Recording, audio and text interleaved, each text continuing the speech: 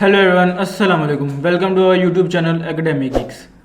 Welcome to our next video lecture 1 जो कि हमारा है गूगल एड्स के बारे में, और इसमें हम आपको जनरल इंट्रोडक्शन देंगे गूगल एड्स के बारे में। तो चलिए शुरू करते हैं। तो जी गूगल एड्स में सबसे पहले जो चीज़ें आपके पास आती हैं वो ये हैं कि गूगल एड्स का जो सबसे पहले नाम था ना गूगल एडवर्ड्स था, लेकिन गूगल जो ये इंट्रोड्यूस हुआ था गूगल एडवर्ड, तो गूगल का एक प्लेटफॉर्म ने डिसीजन लिया था अपने गूगल का एनालिसिस करने के बाद 2000 में, जिसमें उन्होंने एक ऐसा प्लेटफॉर्म निकाला था जो हमें और डिजिटल मार्केटर्स को एक ऐसी अपॉर्चुनिटी दे रहा था इनकम जनरेट करने के लिए bye promoting their products and services on the social medias और सर्च इंजन्स।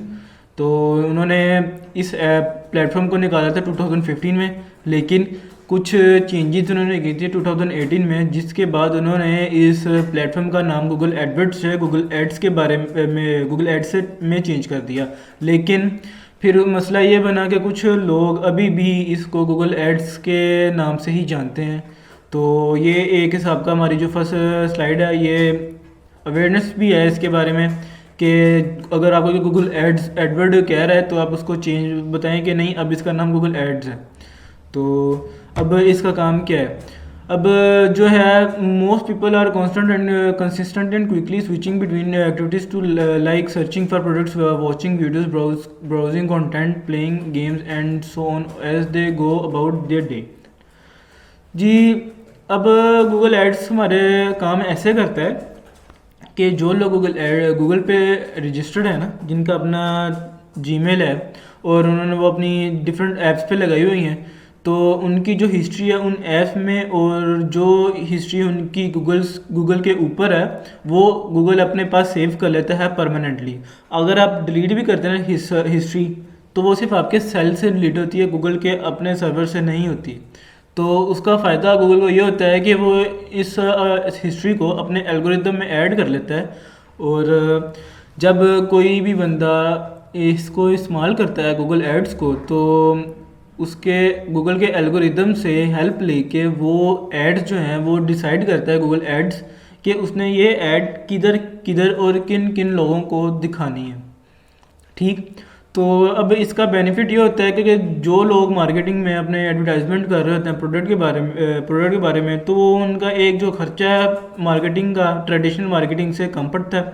ठीक है, और पोटेंशियल जो ऑडियंस है ना उनकी ऑर्गेनाइजेशन की, उसके उन तक जल्दी पहुंच सकता है इस प्लेटफॉर्म के थ्रू, क्योंकि ये हमारा चल रहा है इंटरनेट पे, और इंटरनेट ऑलमोस्ट एवरी बंदे के पास है, क्योंकि वो डेली बेसिस पे चाहे वो मनी ट्रांजैक्शंस कर रहा है तो उसके लिए भी इंटरनेट चाहिए होता है, गेम खेल रहा है, ड्रामास देख रहा है, तो इन छोटी छोटी चीज़ों के लिए भी इंटरनेट उनको रिक्वायर होता है। तो उनकी एक हिस्ट्री अच्छी खासी बनती रहती है गूगल के ऊपर। तो और वो हमारे एक बड़ा एक जंक ऑफ जैसे कह लें कि ऑडियंस हमारे पास रहती है, और ये ऑडियंस वो होती है जो हमारी डेली बेसिस पे ऑन हो रही है। तो इससे ये होता है कि हमारा थोड़ा बजट जो है वो भी बच जाता है, कम टाइम लगता है हमें इस प्लेटफॉर्म के थ्रू। तो फैक्ट्स जो हैं गूगल एड्स के वो ये हैं कि अब ये जो फैक्ट्स हैं ये मेरे नहीं हैं, मैंने अपने से नहीं लगाए। ठीक है, ये वर्ड स्ट्रीम्स है, वर्ड स्ट्रीम वेबसाइट है गूगल की अपनी। ठीक, और ये गूगल का अपने सर्च इंजन पे जो स्टैट्स फैक्ट्स आ रहे थे मैंने वो पकड़े हैं। तो अब उन फैक्ट्स के हिसाब से 65% 64.6 जो है उनको अगर हम राउंड अबाउट कर लें तो 65 बनता है। तो 65% of Google people click on Google ads when they are looking to buy items online. तो ये मैं खुद भी करता हूँ। तो फिर हमारा आता है 89% of traffic generated by search ad is not replaced by organic clicks when ads are post. अब इसका मतलब ये है कि जब एक ऑडियंस जो कंपनी है ना, जब उसने प्रोडक्ट की प्रमोशन करनी है, चाहे वो जितनी मर्जी ही फेमस क्यों ना हो, उसको फिर भी इनऑर्गेनिक जो है प्रमोशन की और ट्रैफिक की ज़रूरत पड़ती है। तो वो इनऑर्गेनिक प्रमोशन या ट्रैफिक उनके पास कैसे आए? वो गूगल एड्स के थ्रू आ सकती है, एंड फेसबुक एड्स मैनेजर के थ्रू आ सकती है, इंस्टाग्राम के एड्स मैनेजर के थ्रू आ सकती है। ठीक है, अब अगर अब देखा जाए कि कुछ लोगों के दरमियान माइंड में एक क्वेश्चन होगा कि इसमें हम सिर्फ लगा रहे हैं, तो इनसे आप पैसे कैसे कमा रहे हैं? तो ये है कि जब आपने ऐड चलानी है किसी प्रोडक्ट के बारे में या किसी कंपनी के बारे में, तो उस कंपनी या प्रोडक्ट पर जो ऑर्डर आना है उसका जो आपने ROI निकालना है ना, जब प्रमोशन का और प्रोडक्ट के सेल का, तो उसमें आपको जो प्रॉफिट मिलेगा वो आपका इनकम है जो आपने गूगल एड्स के थ्रू निकाली है। तो basically businesses generally make an average of $2 in revenue for every $1 they spend on Google Ads। मतलब जितना भी वो लगा रहे हैं ना, उतने का उतना ही वो निकाल भी रहे हैं। फिर अब गूगल एड्स के जो बेसिक ऑपरेशंस हैं वो हमारे आते हैं PPC और PPM। अब PPC मॉडल और PPM मॉडल क्या है हमारा? PPC मॉडल हमारा होता है पे पर क्लिक मॉडल, और PPM मॉडल जो हमारा होता है वो है पे पर 1000 इम्प्रेशंस मॉडल। अब इसका मतलब क्या है? जब भी आपने ऐड चलानी है आपके पास ऑप्शंस आएंगी कि आपने PPC कैंपेन चलानी है, PPM कैंपेन चलानी है। ये हमारे दो बेसिक हैं, लेकिन इसके अलावा भी हमारे हैं ROS होता है, ROI, ठीक है, ROAS रिटर्न ऑन इन्वेस्टमेंट, ठीक है। तो लेकिन PPC हमारा इसमें ये होता है कि जब आपने कोई भी कैंपेन चलानी है आपसे गूगल पूछता है कि आपने किस टाइप की कैंपेन चलानी है। PPC चलाएंगे तो आपका ये होगा कि आपके पैसे जो हैं वो बजट के वो तब काटेगा जब आपके सर्टन अमाउंट ऑफ क्लिक या हर क्लिक के ऊपर जो कि आपने सेट किया हुआ है और जितनी अमाउंट आपने सेट की हुई है वो मैच होगी तो वो काट देगा, ठीक है। फिर हमारा PPM में होता है कि जब आपके क्राइटेरिया 1000 इम्प्रेशन का मीट करेगी ऐड जब, तो तब ही सर्टेन अमाउंट ऑफ बजट आपका कटेगा जितना आपने खुद स्पेसिफाई कराया हुआ है।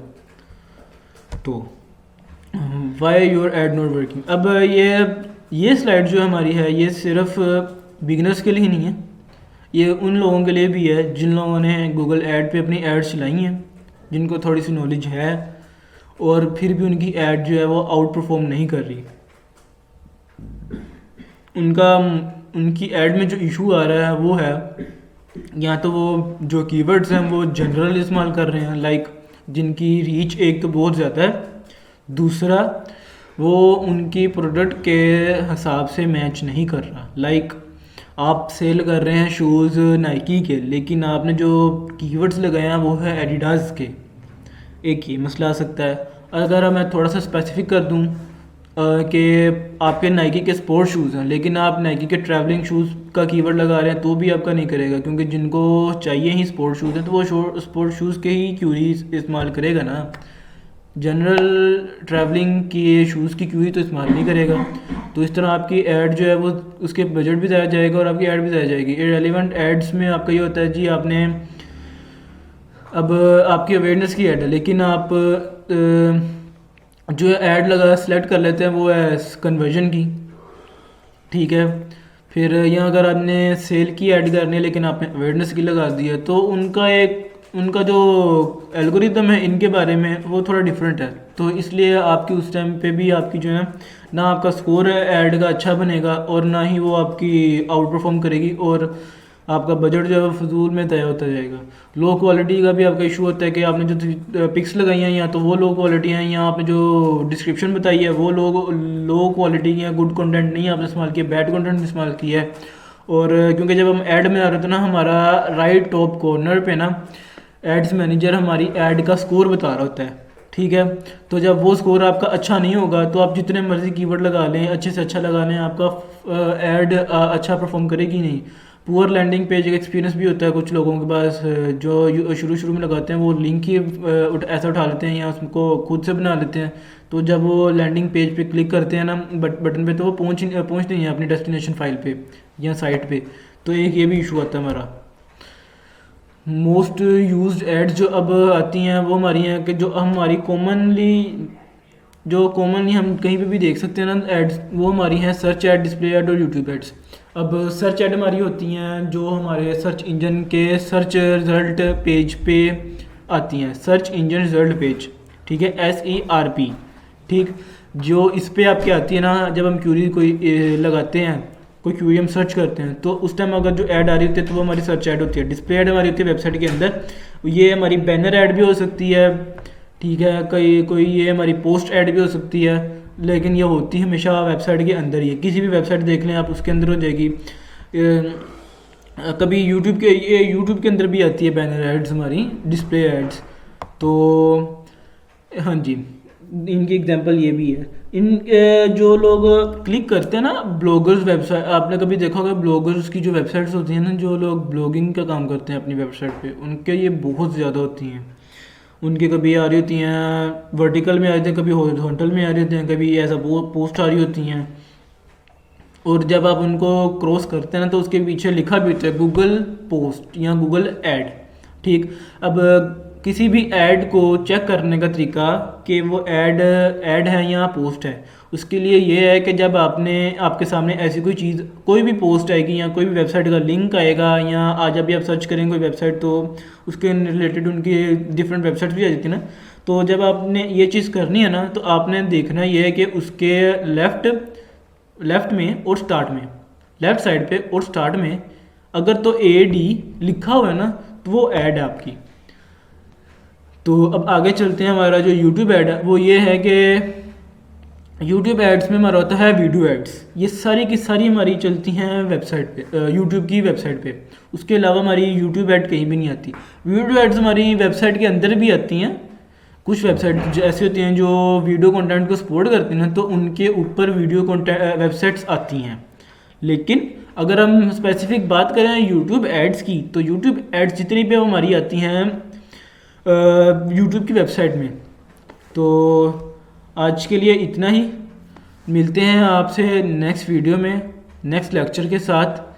तब तक के लिए आप हमारी वीडियो को अगर आप इंजॉय कर रहे हैं तो लाइक करें, चैनल को हमारे सब्सक्राइब करें। अगर आपने कंटेंट राइटिंग के बारे में कुछ सीखना है तो हमारी उसकी भी सीरीज़ चल रही हैं।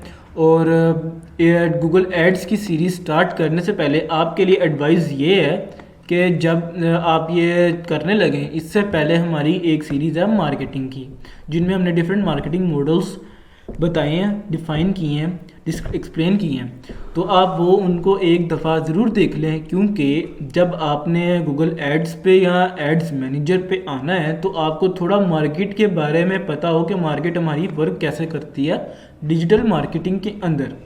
तो तब तक के लिए अल्लाह हाफिज़। चैनल को हमारे सब्सक्राइब करें। मिलते हैं आपसे नेक्स्ट वीडियो में। Stay tuned and learn.